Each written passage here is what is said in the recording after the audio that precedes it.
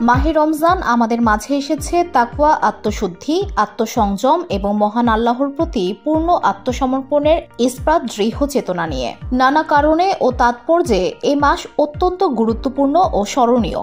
ধর্মীয় বিধান অনুযায়ী টানা 1 মাস রোজা রাখেন মুসলমানরা।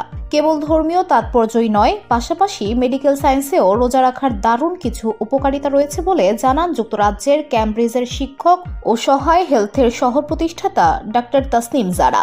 একটি ভিডিওতে তিনি জানান রোজা রাখার কিছু উপকারিতার কথা এবং কিভাবে উপকারিতাগুলো সর্বোচ্চভাবে পেতে পারেন সে সম্পর্কে।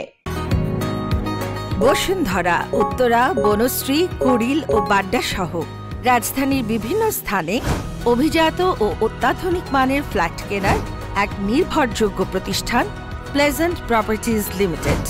তাই আপনার স্বপ্নের আবাসনের জন্য আজই যোগাযোগ করুন। Pleasant properties limited, where destiny matches eventually। 1. অটোফেজির মাধ্যমে তারুণ্য ধরে রাখা। জাপানের একজন নোবেল পুরস্কার পাওয়া বিজ্ঞানীর গবেষণা বলছে রোজা রাখার ফলে তারুণ্য ধরে রাখা সম্ভব। আমাদের সারা শরীর ট্রিলিয়ন ট্রিলিয়ন কোষ দিয়ে গঠিত। প্রত্যেকটা কোষ ছোট ছোট কারখানার মতো। এগুলোতে সারাক্ষণ কাজ চলে। এই প্রক্রিয়ায় কোষে বর্জ্য পদার্থের সৃষ্টি হয়। এসব বর্জ্য কোষ নিজেই অটোফেজি নামক প্রক্রিয়ার মাধ্যমে অপসারণ ও আবার ব্যবহার উপযোগী করে তোলে। কোষকে সতেজ করে তুলে এবং তারুণ্য ধরে রাখতে সহায়তা করে। এ প্রক্রিয়া ঠিকভাবে না হওয়ার সঙ্গে অ্যালজাইমার্স, পার্কিনসনের মতো মস্তিষ্কের রোগগুলোর সম্পর্ক থাকতে পারে বলে গবেষণায় উঠে এসেছে। আমরা যখন সারাক্ষণ খাবার খেতে থাকি তখন এই অটোফেজি প্রক্রিয়া দমে থাকে। অন্যদিকে রোজা অবস্থায় অটোফেজি বেড়ে যায়। এ সময় কোষগুলো অধিক হারে মেরামত হয়। অনেকে মনে করেন খাবার না খেলে শরীর ক্ষতিগ্রস্ত হয়, তবে ধারণাটি ঠিক নয়। রোজা রাখা অবস্থায় উল্টো কোষের মেরামতের কাজ বেড়ে যায়। রোজা ছাড়াও অটোফেজি প্রক্রিয়া বাড়ানো যায় ঘাম ঝরানো ব্যায়ামের মাধ্যমে। 2. মেটাবলিক সুইচ করে চর্বি কমিয়ে ফেলা। আমাদের শরীর চালানোর জন্য জ্বালানির প্রয়োজন হয়। শরীর সেটি খাবার থেকে বা আগে থেকে জমিয়ে রাখা এক প্রকার গ্লাইকোজেন বা চিনি থেকে নিয়ে থাকে। আমরা যখন রোজা থাকি তখন 10 থেকে 12 ঘন্টায় এটি সাধারণত শেষ হয়ে আসে। আমাদেরকে চালানোর জন্য তখন আগে থেকে জমানো চর্বিতে হাত দিতে হয়। এটাকে মেটাবলিক সুইচ বলে, অর্থাৎ চিনি থেকে সুইচ করে চর্বিতে আসা।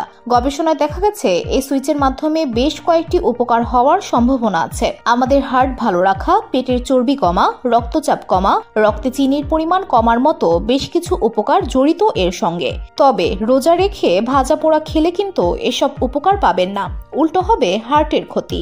রোজা রেখে শরীরের যে উপকার হচ্ছে সেটা পুরোপুরি পেতে চাইলে অস্বাস্থ্যকর ভাজা পোড়া বা ট্রান্সফ্যাট আছে এমন খাবার খাওয়া যাবে না।